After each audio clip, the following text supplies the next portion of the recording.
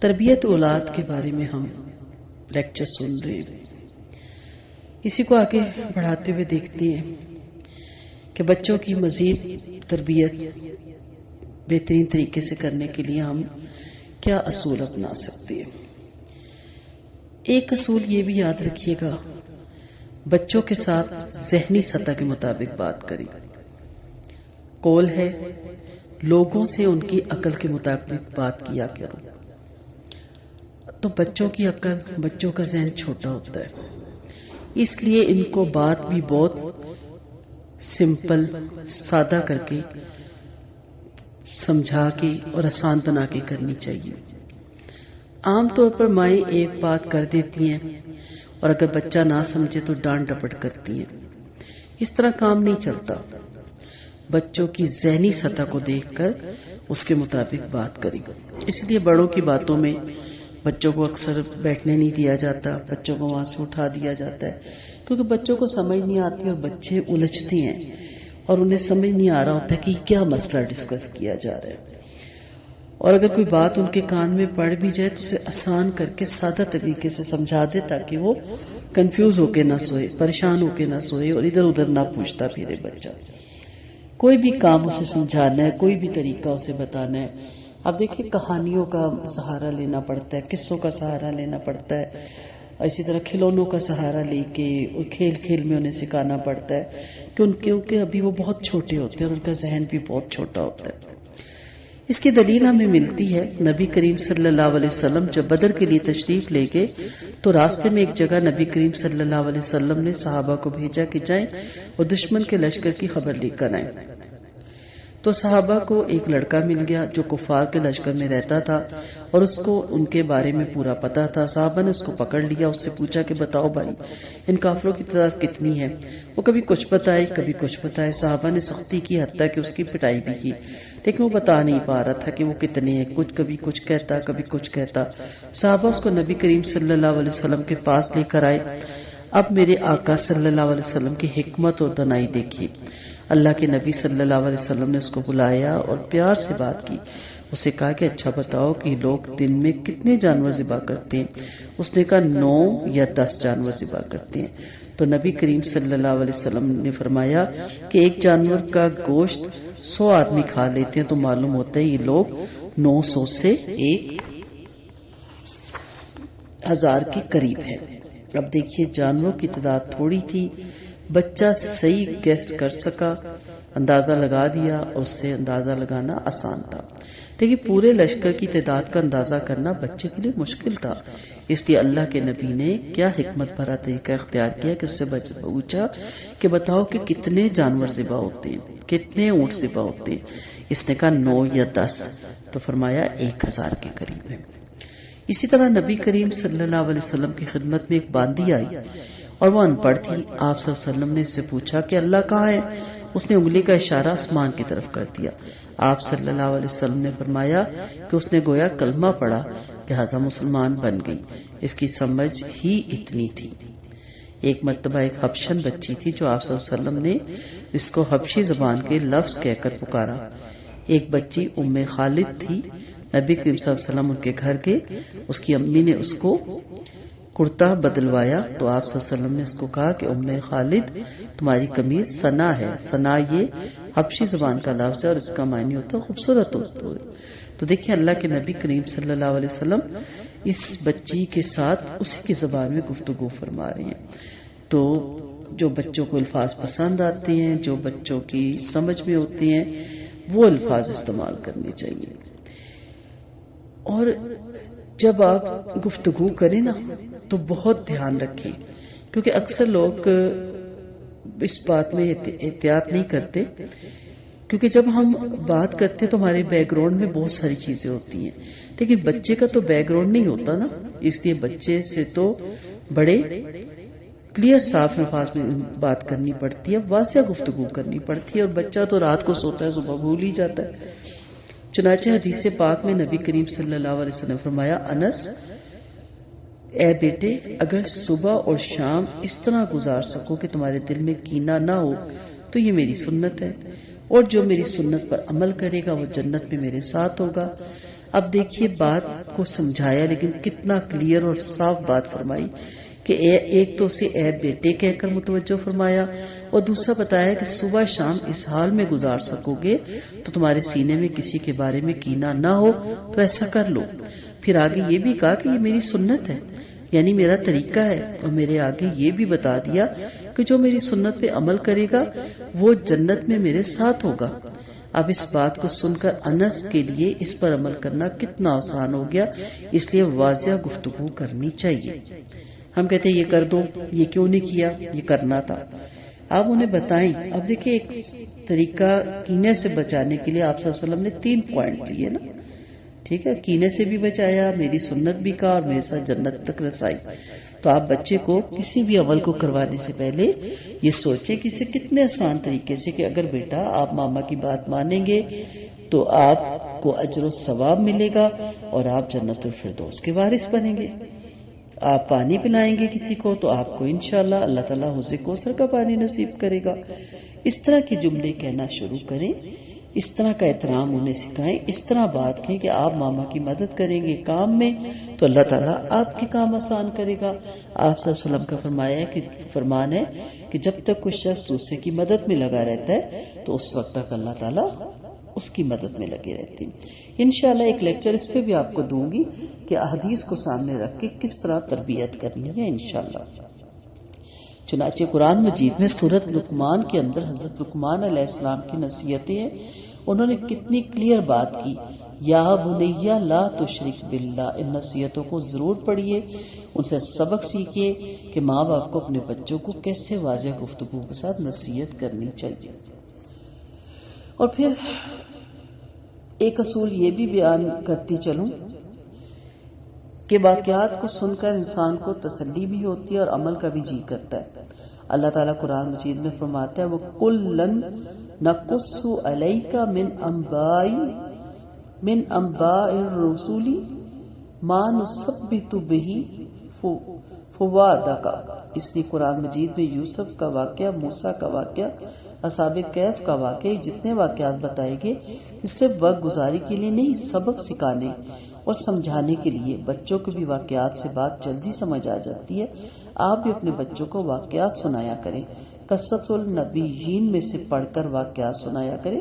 قصص الانبیاء بھی ملتی ہیں کتابیں، اور لیکن پلیز اتھینٹک لیجیے گا. اب تو بڑی بڑی خوبصورت پمفلٹ کی صورت میں بھی آ چکی ہیں یہ چیزیں. نبی کریم صلی اللہ علیہ وسلم کے معراج کا واقعہ، جنت جہنم کی تفصیلات، یہ ساری چیزیں سنائیں. ان کو بچے بڑے ذوق و شوق سے سنتے ہیں. یہ نہ کہ ابھی یہ چھوٹا ہے، بہت چھوٹا تھا، ایسا نہیں ہے. آپ کو چھوٹے ہوتے ہی ان کے ذہن میں جنت جہنم، گناہ کا اور نیکی کا واضح کر دینا چاہیے تاکہ بچپن سے ان کی تربیت ہو.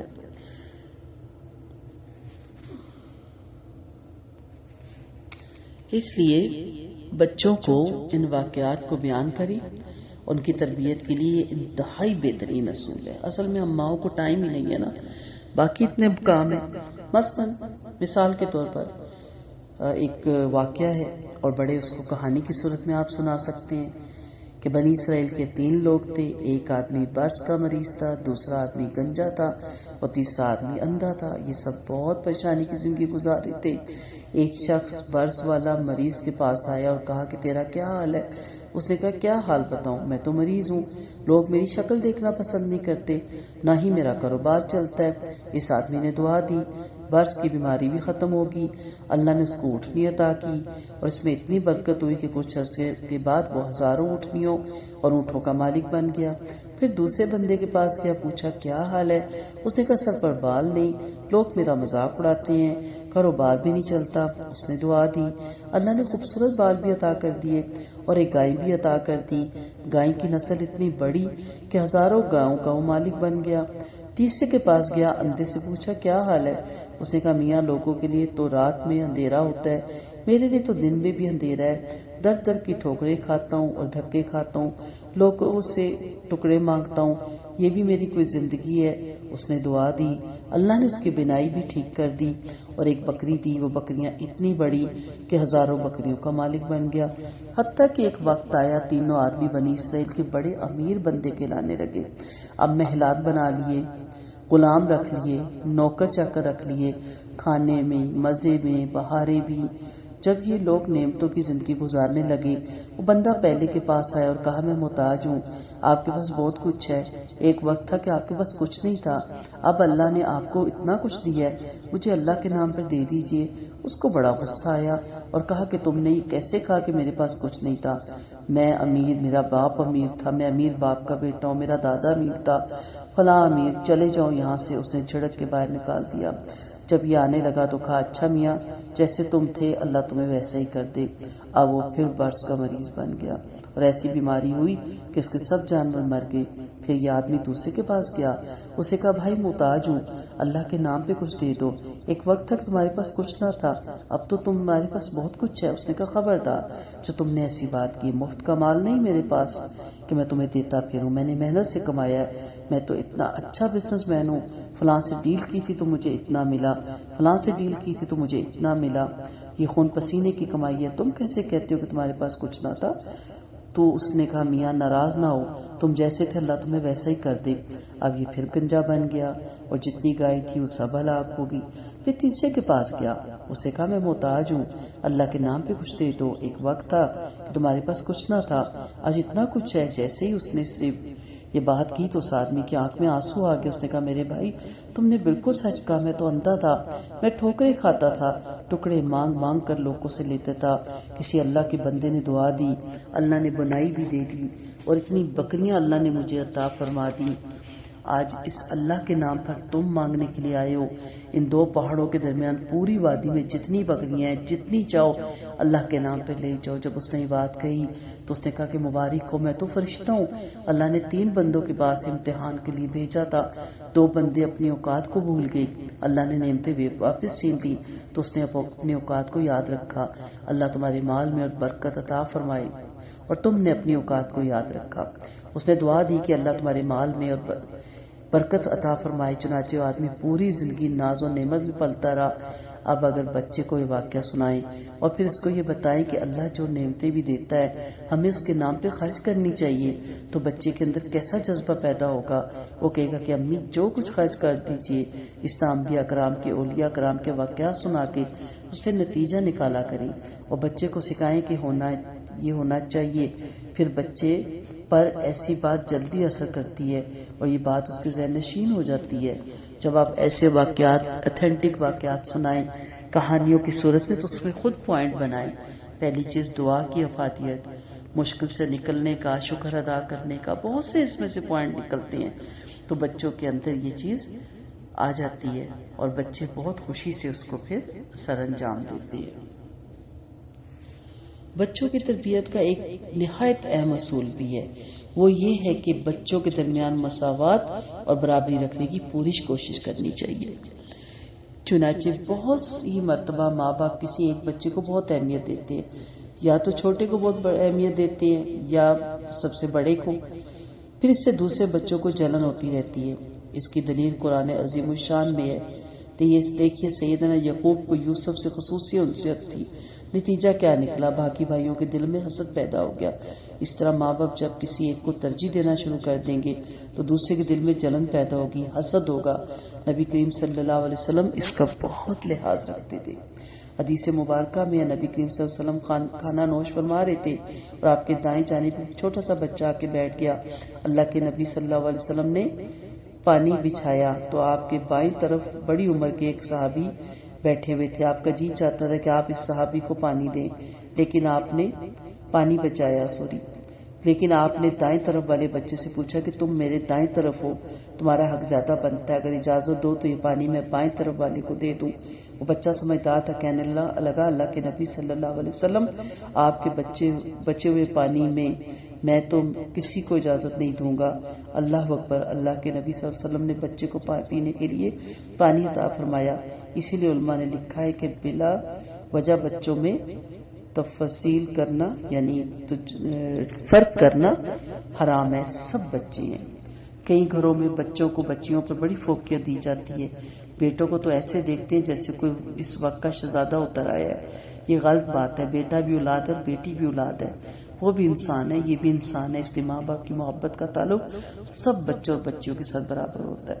ہاں بعض بچے ذہین زیادہ ہوتے ہیں، بعض بچے بات کو جلدی پک کرتے ہیں، فرما بردار زیادہ ہوتے ہیں، لیکن آپ کے لیے دونوں بچوں کے سب بچوں کے ساتھ محبت کرنی چاہیے، آپ کو سب کے ساتھ انہیں لے کے چلنا چاہیے۔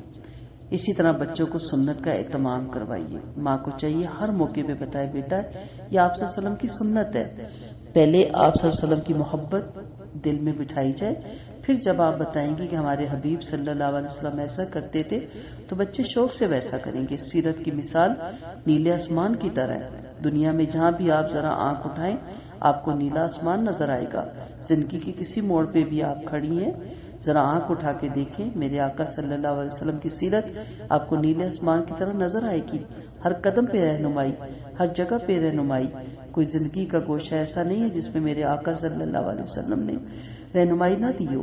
اس سے سب سے آسان طریقہ یہ کہ بچے کو سنت کی عظمت سکھائیں، اس کے دل میں سنت کی اتباع کا شوق پیدا کریں اور بتائیں کہ میرے بیٹے ایسا کرنا ہے، اس طرح بچے کی خود بخود تربیت ہوتی چلی جائے گی۔ ہمارا باقاعدہ ایک گروپ ہے جس میں صرف نبی کریم صلی اللہ علیہ وسلم کی سنتیں آسان اور چھوٹی چھوٹی سنتیں ان کے لیکچر ڈالے جاتے ہیں تاکہ مائیں سیکھیں، گھر میں اس کا اہتمام کریں اور بچوں کو بھی سکھائیں۔ بچے بچے ہوتے ہیں، ذہن کے کچے ہوتے ہیں، ان کو کھیل کود پسند ہوتا ہے۔ کہتے ہیں کہ امام شافعی بہت چھوٹی عمر میں درس قرآن دینے لگ گئے تھے اور ان کی مجلس میں بڑی بڑی عمر کے لوگ جو مشاغل تھے وہ بھی آ کر بیٹھتے تھے۔ ایک دن وہ درس قرآن دے رہے تھے کہ دو چڑیا آپس میں لڑتے لڑتے آپ کے قریب آ کے گری، جیسے آ کے گری انہوں نے سر سے ٹوپی اتاری اور چڑیوں کے اوپر ڈال دی۔ اب مجلس میں جو بڑی عمر کے لوگ تھے انہوں نے اس کو ناپسند کیا۔ قرآن شریف کے درس کا کوئی ادب ہوتا ہے، کوئی طریقہ ہوتا ہے، یہ کیا ہے؟ تو بچوں والی بات ہوئی۔ جب انہوں نے ایسا کہا تو امام شافعی نے یہ حدیث پڑھی، بچہ بچہ ہوتا ہے چاہے کسی نبی کا بچہ ہی کیوں نہ ہو۔ پھر ان لوگوں کے دلوں میں جو غبار تھا وہ ختم ہو گیا۔ اس لیے بچے بہت سی مرتبہ کھیل کود کے لیے چیزیں پسند کرتے ہیں، لہٰذا ان کو ایسے کھلونے لے کر دیں جن سے کہ وہ تعلیم پا سکیں۔ آج کل کے زمانے میں کفار نے ایک نیا طرز تعلیم نکالا ہے، اس کو کہتے ہیں انجوائمنٹ۔ اس کا مطلب ہوتا ہے کہ بچے کھیلیں بھی اور علم بھی حاصل کریں، یہ بڑا عجیب طریقہ ہے۔ اس لیے گھر میں جو کھلونے لے کر دے تو خام خواہ واہیات قسم کے کھلونے لے کر دینے کی ضرورت نہیں ہے، ایسے کھلونے لے کر دیں کہ جن سے بچہ کو سیکھے، کچھ پائے، اس قسم کے کھلونے لے کر دے جو بچے کے لیے تربیت کا معاون ثابت ہو۔ حضرت عائشہ صدیقہ رضی اللہ عنہا شادی کے بعد بھی گڑیوں سے کھیلتی تھی۔ وہ گڑیا ایسی تھی کہ ان کی آنکھیں نہیں ہوتی تھی، بس شکل سی ہوا کرتی تھی۔ تو عمر چونکہ چھوٹی تھی، 9 سال کی تھی، تو اس گڑیوں سے کھیلتی تھی۔ اللہ کے حبیب صلی اللہ علیہ وسلم ان کو کھیلتا دیکھ کر خوش ہوتے تھے۔ ابو عمیر ایک چھوٹے صحابی تھے، لڑکے تھے، انہوں نے چڑیاں پال رکھی تھی، جیسے گھروں میں طوطے پالا کرتے ہیں یا مینا پال لیتے ہیں، وہ چڑیوں کے ساتھ کھیلتے تھے۔ حضرت حسن رضی اللہ عنہ کے قریب ایک کتے کا بچہ تھا، وہ ان کو اچھا لگتا تھا تو وہ روٹی ڈال دیتے تھے۔ دیکھو اس دور میں بھی کچھ نہ کچھ ان کے کھیلنے کا سبب تھا۔ اس لیے کھلونے یہ ایسی چیزیں بچوں کی زندگی میں ہوتی ہیں، مگر اس پر آپ غور کریں کہ یہ چیزیں بگاڑنے والی تو نہیں ہیں۔ مثال کے طور پر بچہ اگر کہتا ہے کہ مجھے میوزک سننے کے لیے فلاں چیز لے کر دے تو ایسی چیزیں نہیں لے کر دینی چاہیے۔ ہاں اگر وہ قرآن کی تلاوت سننا چاہتا ہے تو اس کے لیے لے کے دینی چاہیے۔ اس لیے چیزیں بھی ایسی ہوں جو ان کے نیک بننے میں ان کی معاون ہو۔ آج کل مائیں اپنی مصروفیات کی وجہ سے بچوں کو مصروف کرنا چاہتی ہیں کہ میں اپنا کام کر سکوں، اس کے لیے یہ ٹی وی کے اوپر کارٹون لگا کر انہیں بٹھا دیتی ہیں۔ اس طرح بچوں کو پھر ٹی وی دیکھنے کی عادت پڑ جاتی ہے۔ اس کے لیے زیادہ بہتر یہ ہے کہ بچہ اگر زیادہ بڑی عمر کے ہیں تو ان کو ایک چھوٹا سا کمپیوٹر لے کر دے دیا جائے اور کمپیوٹر پر ان کو گیمز لگا کر دے دی جائے۔ کچھ پروگرام ایسے ہوتے ہیں کہ ان میں گیمز ہوتی ہیں، مثلا ایک آدمی ہے وہ ایک جگہ پار کرتا ہے، پھر دوسری جگہ، پھر تیسری اسٹیج پر، پھر چوتھے اسٹیج پر، بچے اس میں بیٹھ کے کھیلتے رہتے ہیں، ان کا وقت گزر جاتا ہے۔ اس قسم کے کھلونے ٹی وی کی بنسبت بہتر ہیں، لیکن کمپیوٹر میں انٹرنیٹ کا کنیکشن نہیں دینا چاہیے اور پروگرام بھی وہی جن کو ماں باپ خود خریدے اور بچوں کو دے تاکہ اس میں بے پردگی کی تصویریں نہ ہوں، موسیقی نہ ہو یا اس قسم کی چیزیں نہ ہوں۔ اگر ایسا کر لیا جائے تو ہم نے دیکھا کہ بچوں کو کھیلنے کے ساتھ ایک صورت بھی نکل آتی ہے کہ وہ پریشان بھی نہیں ہوتے کہ ہمارے لیے تو کرنے کو کچھ بھی نہیں۔ اس لیے ان کے کھلونے بھی ایسے ہوں جن کھلونوں سے یہ برائی کا اثر نہ لے۔ انشاءاللہ آگے یہ لیکچر جاری رہیں گے. بہت سے پوائنٹ ہیں، بہت سی چیزیں ہیں. اگلے لیکچر میں ہم بچوں کی نفسیات کے مطابق ان کی تربیت کرنے کے لیے سیکھیں گے. السلام علیکم ورحمۃ اللہ.